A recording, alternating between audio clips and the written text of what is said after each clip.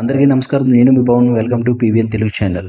ప్రస్తుతం మనం శ్రీకాకుళం జిల్లా వైసీపీ పార్లమెంట్ అభ్యర్థి అయిన పేడారి తిలక్ గారి దగ్గర ఉన్నాం. ప్రజల ఆదరణ ఏ విధంగా ఉందో అతని మాటలో తెలుసుకుందాం. నమస్తే సార్. జగన్మోహన్ రెడ్డి అనే వ్యక్తి అన్ని వర్గాలకి మేలు చేస్తారనే అభిప్రాయం ప్రజల్లో రావటం వల్ల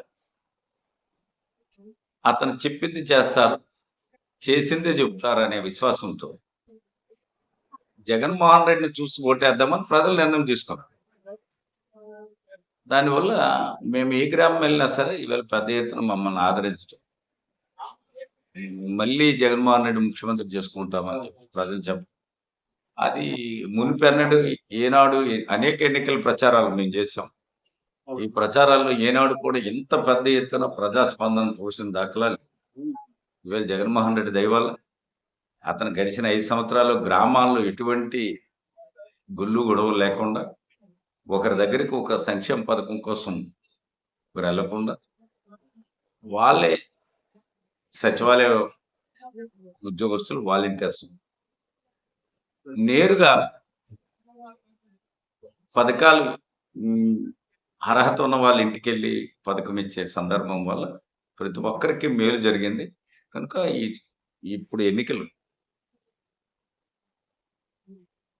దేశం మొత్తం మీద పేదవాళ్ళకి మేలు చేసే నాయకుడు జగన్మోహన్ రెడ్డి. జగన్మోహన్ రెడ్డిని ఆశీర్వదించాలని ప్రజలు ఒక పట్టుదలతో ఉన్నారు. దీనికి ఒక చిన్న ఎగ్జాంపుల్ మనం తీసుకుంటే 58 నెలలు వృద్ధులకి, వితంతువులకి, వికలాంగులకి వాళ్ళ ఇంటికి వెళ్ళి పెన్షన్ ఇచ్చారు.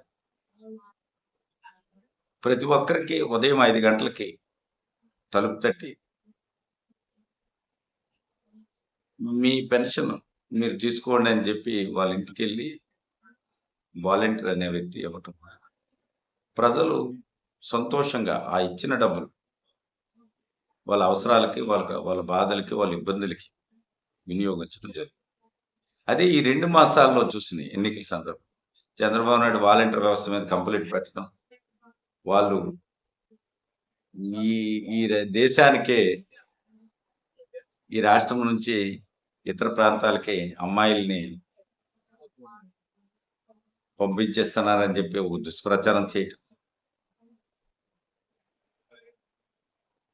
వాళ్ళు గోను సంఖ్యలు ఎత్తుకున్న వాళ్ళు మగవాళ్ళు లేనప్పుడు ఇంట్లోకి వెళ్తున్నారు, ఇలాంటి మాటలన్నీ దుష్ప్రచారమైన మాటలన్నీ చంద్రబాబు నాయుడు, పవన్ కళ్యాణ్ మాట్లాడారు. ఈరోజు వాళ్ళే తిరగా వాలంటీర్ అనే వ్యవస్థను మేము వస్తాము, 10,000 జీతం ఇస్తాము, వాళ్ళ ద్వారా సర్వీసెస్ ఇస్తామని చెప్పి ఒక పక్క చెబుతున్నారు. రెండో పక్క ఏం చేస్తున్నారు? ఈ రాష్ట్ర ఎన్నికల కమిషన్గా పనిచేసిన నిమ్మగడ్డ రమేష్ ద్వారా హైకోర్టులో రిట్ ఫిల్ చేసి వాలంటీర్ వ్యవస్థను రద్దు చేయాలా, వాలంటీర్లతో సంక్షేమ పథకాలు పంపిణీ చేయకూడదు, వాలంటీర్ల వల్ల ఈ రాష్ట్రానికి ముప్పు ఉంది అని చెప్పి కోర్టును ఆశ్రమించారు. 2 మాసాలుగా ప్రజలకి ఎన్నికల కమిషన్ పరిధిలో ఉన్న అధికారులు నేరుగా వాళ్ళకి ఇస్తున్న, రెగ్యులర్గా ఇస్తున్న సంక్షేమ పథకాలను ఈరోజు ఇవ్వకుండా అడ్డుపడ్డారు, అలర్ట్ చేశారు. ఎంతో మంది గడిచిన నెలలో 25 మంది, 23 మంది, 25 మంది చనిపోయారు. ఇప్పటికే 16 మంది ఆల్రెడీ రాష్ట్రంలో చనిపోయారు 2వ నెలలు తీసుకుని. ఈ సావులందరికీ ఎవరు కారణం? చంద్రబాబు నాయుడు, పవన్ కళ్యాణ్, నిమ్మగడ్డ రమేష్. వీరు చేసే ఈ నిర్వాహకం వల్ల కేంద్ర ఎన్నికల కమిషన్కి, రాష్ట్ర ఎన్నికల కమిషన్కి కంప్లైంట్ చేయటం, వాలంటీర్ వ్యవస్థ వద్దని కోర్టుకు వెళ్ళటం వల్ల ఇన్ని ఇబ్బందులు, ఇన్ని మరణాలు ఇవన్నీ జరిగాయి. ఈరోజు మనం చూసి ఈ నెలలో, ఈ 2 రోజుల్లో కూడా బ్యాంకుల దగ్గరికి వెళ్ళి పడిగాపులు కాసి, భోజనం లేక, ఎండనక, వాననక ఇబ్బంది పడి, బాధలు పడి, ఇంటి దగ్గర నుంచి కూడా రాలేక కష్టాలు పడుతున్నారు పెన్షన్దారు. అందుకు వాళ్ళంతా మొక్కుతున్నారు, చంద్రబాబు నీ వల్ల మాకు బాధలు తప్పట్లేదు, నీ పీడ ఇరిగించుకుంటాము, నీకు ఈ రాష్ట్రం నుంచే తరిమి పంపిస్తాము, మళ్ళీ హైదరాబాద్ వెళ్ళి కూర్చోరా బాబు అని చెప్పి వాళ్ళు శాపనార్థాలు పెడుతున్నారు. వాడరాని భాషలో ఆ లబ్ధిదారులు తిడుతున్నారు చంద్రబాబు నాయుడిని, పవన్ కళ్యాణ్. అయినా వాళ్ళ గుణం మారట్లేదు. ఇంటర్నల్‌గా కంప్లెయింట్లు పెట్టడం, కోర్టులకు పంపించడం, అల్లర్లు చేయించటం. తర్వాత బయటి పబ్లిసిటీ కోసం సీఎస్ గారు, ఎన్నికల కమిషను పెన్షన్‌దారులకి ఇబ్బందులు లేకుండా పెన్షన్ పంపిణీ చేసే కార్యక్రమాన్ని అమలు చేయండి అని చెప్పడం.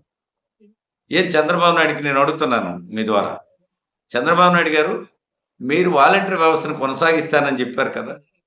మరి ఉన్న వాలంటీర్ల ద్వారా ఆ పెన్షన్ పంపిణీ కార్యక్రమాన్ని 2 మాసాలు చేయించడానికి మీరెందుకు రాష్ట్ర ఎన్నికల కమిషన్, కేంద్ర ఎన్నికల కమిషన్ కోరలేదు? వాలంటీర్ అనేవాడు వృద్ధులకి, వితంతువులకి, వికలాంగులకి నేరుగా ఇంటికి పెన్షన్ ఇచ్చారు కదా! ఒక్క తప్పిదం గడిచిన 5 సంవత్సరాలు ఒక్క తప్పిదం ఎక్కడైనా జరిగిందని, వాళ్ళు సొమ్ము తినేసారని గాని, లేదా ఒకరికి అల్లరి పెట్టారని గాని, లేతే ఇవ్వకుండా లంచం తీసుకున్నారని గాని, ఎక్కడైనా ఒక్క రిమార్క్ మీరు ప్రతిపక్షంలో మీరు చూపించగలిగారా? ఈనాడు గాని మీరు చూపించండి. మరెందుకు వాలంటీర్లు, సచివాలయ ఉద్యోగస్తులు పెన్షన్ ఇస్తుంటే, మీరే అల్లరి పెట్టి, మీరే ఎన్నికల కమిషన్‌కి రాసి, కోర్టులో నిమ్మగడ్డ రమేష్‌తో మీరు పిల్లేయించి, అల్లరి పెట్టి, కపట ప్రామేంటి? అందుకు ప్రజలు నిర్ణయం తీసుకున్నారు. చంద్రబాబు నాయుడు అనేవాడు దొంగ. ఈ దొంగని ఈ రాష్ట్రం నుంచి తరిమి కొట్టాలా? ఇతనుంటే మళ్ళీ మాకు కష్టాలొస్తాయి. మాకు మళ్ళీ ఇబ్బందులు జరుగుతాయి. జన్మభూమి కమిటీలు పెట్టి మమ్మల్ని మళ్ళీ అరెస్ట్ చేస్తారు. ఇప్పటికే ఈ 2 మాసాలకే ఇన్ని అల్లర్లా అని చెప్పి ప్రజల్లో ఒక రకమైన భయాందోళన. అందుకే ఆ కటువైన మాటలతోని, వాడరాని భాషతోని ఆ లబ్ధిదారులు మాట్లాడుతుంది బ్యాంకుల దగ్గర వాళ్ళు చూస్తే బాధ అనిపిస్తుంది. కనుక ఆల్మోస్ట్ ఈ రాష్ట్రంలో ఓటర్ అనే ప్రతి వ్యక్తి ఒక నిర్ణయానికి వచ్చారు.